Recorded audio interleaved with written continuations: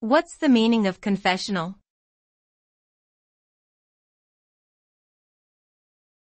Confessional.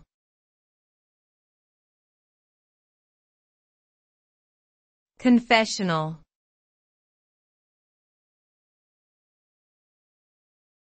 Confessional.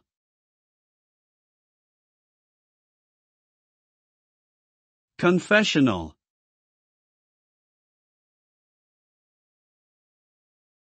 The term confessional can refer to multiple meanings depending on context. However, in general, it describes a type of writing or speech that is personal and revealing in nature, often involving the sharing of intimate or sensitive information. This can include personal anecdotes, emotions, and experiences that may be difficult to discuss openly.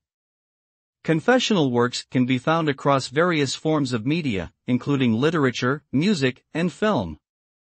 In essence, confessional denotes a willingness to share one's innermost thoughts and feelings with others in an honest and vulnerable way.